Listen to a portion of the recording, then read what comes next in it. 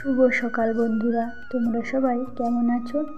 আশা করছি অনেক ভালো আছো, আর আমিও ভালো আছি। এখন বাজে সকাল 5টা, আর আজকে আমি আরও তাড়াতাড়ি উঠে পড়েছি। আর সঙ্গে দেখো আমার মেয়েও কিন্তু উঠে পড়েছে, আর তোমাদের দাদাভাই। বিছানাটা এখনও তোলা হয়নি, কারণ আমার ছেলে না এখনও ঘুমিয়ে আছে। ওকে প্রতিদিন ডেকে ডেকে তুলতে হয়। আর আমার মেয়ে কিন্তু অন্যদিন 8টা 9টা না বাজলে ঘুম থেকে ওঠে না, কিন্তু আজকে না ওর শরীরটা ভালো নেই, তাই ও আজকে তাড়াতাড়ি উঠে পড়েছে।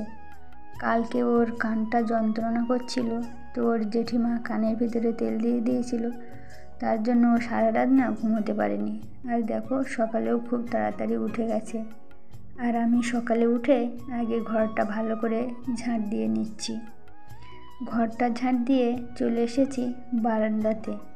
আর এই যে কাঁথা বালিশগুলো দেখছো না, এগুলো ওই ঘরটাতে জায়রা এসে শুয়েছিল, তো ও ঘর থেকে এ ঘরে এনেছিলাম কালকে ধুয়ে দেবো বলে। কিন্তু দেখো আকাশটা না ভীষণ মেঘলা করে আছে, তার উপরে না কাল রাতেও বৃষ্টি হয়েছে, আর এখনও মনে হয় অনেক দিন বৃষ্টি হবে, তাই ওগুলো আর ধোয়া হয়নি। বারান্দাটা ঝাঁট দিয়ে সামনের পোটেটা ঝাঁট দিয়ে নিচ্ছি। আর দেখো উঠোনে কেমন জল জমে গেছে, কাল রাতে না বৃষ্টি হয়েছিল। এদিকে দেখো তোমাদের দাদাভাই সবজি কাটবে বলে জল ঢালছে। দাদাভাই ওদিকে সবজি কাটতে বসে গেছে বারান্দাতে। আর আজকে মেঘলা করে আছে, তো তার জন্যে ঘরে কিন্তু লাইট জ্বালিয়ে সব কাজ করছি। আকাশটা পুরো মেঘলা হয়ে আছে, আর আমি উঠোনটাতে ভালো করে ঝাঁট দিয়ে নিচ্ছি।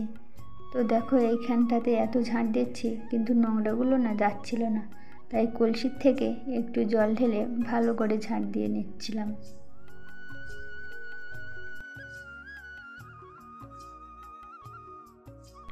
আর আমাদের উঠোনটাতে না যতই ঝাঁট দাও না কেন, এই যে যেখানে জল জমে আছে দেখছো না, ওখানটাতে না নিচু হয়ে গেছিলো, তার জন্য ওখানে এখনও জল জমে থাকে। আর তোমার দাদাভাই এখনও কিন্তু সবজি কাটছে। আমি ঘরে এসে রান্নাটাও বসিয়ে দিয়েছি, বেগুনটা কেটে দিয়েছিল, ওটাকে ভেজে নিচ্ছি।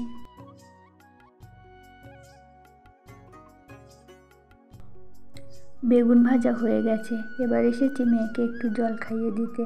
ওদিকে তোমার দাদাভাই এখনও কিন্তু সবজি কাটছে। আর এই যে দাদাটাকে দেখছো, উনি এসেছেন রক্তের রিপোর্টটা দিতে। আমার জায়ের যে রক্ত নিয়ে গেছিলো তার রিপোর্টটা দিতে এসেছে। আর তোমার দাদাভাইয়েরও সবজি কাটা হয়ে গেছিলো, তো আমি তরকারিটা করে নিচ্ছি। রান্নাটা শেষ করে তোমার দাদাভাইয়ের জন্য টিফিনটা গুছিয়ে রাখছি, ও আজকে একটু তাড়াতাড়ি বেরোবে। নুন জল গরম করে মেয়ের চোখটাকে ভালো করে মুছিয়ে দিচ্ছিলাম। ওর চোখ দিয়ে না ঘুম থেকে উঠলেই পিছুটি পড়ছিল।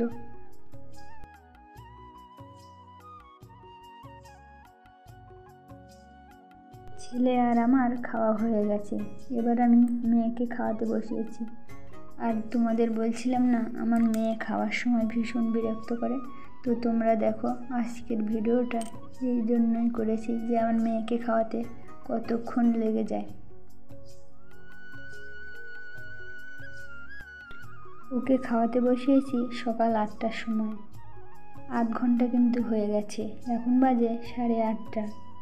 তো দেখো ও গালে ভাত নিয়ে না চুপ করে বসে থাকে, ফেলবেও না গিলবেও না। ওকে দেখো মুখে কত হাত দিয়ে নাড়া দিচ্ছি, তবু কিন্তু ও খাচ্ছে না। যতক্ষণ বলবো খেয়ে নে ততক্ষণ একটু মুখটা নাড়বে, তারপরে ওইভাবে রেখে দেবে। আর ছোটোবেলা থেকে আমার মেয়ে না গিলে গিলে খায়, জানি না কি হয়েছে ওর। দাঁত আছে সবই আছে, কিন্তু ও চিবিয়ে চিবিয়ে খেতে পারে না। যদি কোনো দিন ও একা একা খায় তবে হয়তো চিবিয়ে চিবিয়ে খেয়ে নেয়, আর তা নাহলে আমি যদি খাইয়ে দিই গিলে খেয়ে নেয়। আর তার জন্য ওর হজম হয় না। ওর বয়স কিন্তু এবার এপ্রিল মাসের 14 তারিখ আসলে 4 বছর হয়ে যাবে।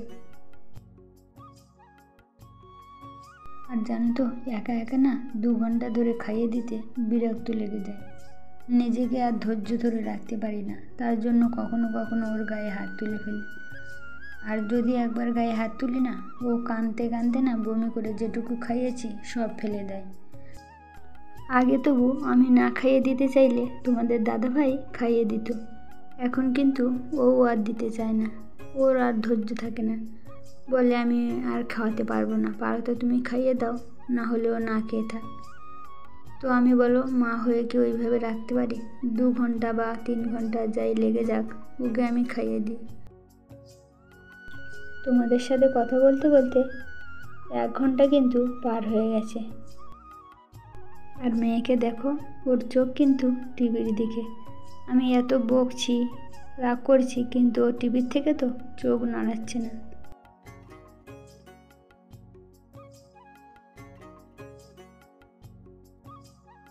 শুধু মেয়ে বলে না, জানো তো আমার ছেলেও না, ছোটোবেলাতে ওকে খাওয়াতে গেলে পুরো পাড়াময় হাঁটতে হতো, কত হাঁস পাখি ডাকা হয়ে যাবে, কিন্তু আমার ছেলের খাওয়া হবে না। ও গিলে খেত না, চিবিয়ে খেত, কিন্তু ওর সমস্যাটা ছিল গালে ভাত নিয়ে গিলতেও না, ফেলতেও না। আমার শাশুড়ি আসলে না কোনো দিন এখনো পর্যন্ত মেয়েকে খাইয়ে দেয়নি। মেয়ে খেতে চায় না বলে কেউ ওকে খাওয়াতে চায় না, বলে তুমি খাইয়ে দাও, আমরা অন্য কাজ করছি। আর আমার ছেলে জানো তো, খেতে চাইতো না তো ঠিক আছে, কিন্তু সন্ধেবেলা ঘুমিয়ে যেত আর সেই ভোরবেলায় উঠতো, সারা রাত কোনো শব্দ করতো না। মেয়েকে খাওয়াতে খাওয়াতে এত বিরক্ত হয়ে যাচ্ছি, দেখো একবার বসছি, একবার পা কেলিয়ে বসছি, একবার ওর গায়ে হাত বুলিয়ে দিচ্ছি, ভালো বলছি, কখনো আবার রাগ করছি, কিন্তু দেখো ওর খাওয়া কিন্তু শেষই হচ্ছে না। ওকে বকছি বলে ও আমার হাতটা না টিপে দিচ্ছিল, মাথাটা টিপে দিচ্ছিল। আর ওদিকে ছেলে দেখো 9টা বেজে গেছে বলে ও স্নান করে চলে এসেছে, স্কুলে যাবে। আর আজকে তো ওর বাবা কাজে চলে গেছে, তার জন্য ওকে আজকেও একা একা যেতে হবে। তাই ও বলছিল মা আমি ড্রেস পরে নিয়ে একা একা বেরিয়ে যাচ্ছি। আর ছেলের স্কুলটা তো স্টেশনের কাছে, আগে তো দিয়ে আসতে যেতাম, আর এখন না মেয়েকে নিয়ে আর যাওয়া হয় না, তো একাই চলে যায়। এতক্ষণ বকাবকির পরেও দেখো মেয়ে কিন্তু গালে ভাত নিয়ে বসে আছে। এখন বাজে সকাল 10টা, আর আমি কিন্তু এখনও মেয়েকে খাইয়ে দিচ্ছি, আর ছেলে স্কুলে যাবে বলে ওর পয়সাটাও বের করে দিলাম।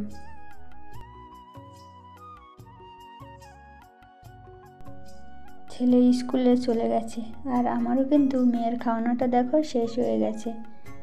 2 ঘন্টা ধরে মেয়েকে খাইয়ে নিলাম। আমি এবার আমার বাদবাকি কাজগুলো সেরে নিই। দেখো এখনও বাসন পড়ে আছে। সবাইকে অসংখ্য ধন্যবাদ এইভাবে আমার পাশে থাকার জন্য। ভিডিওটি ভালো লাগলে চ্যানেলটি সাবস্ক্রাইব করে পাশে থেকো। টাটা বন্ধুরা।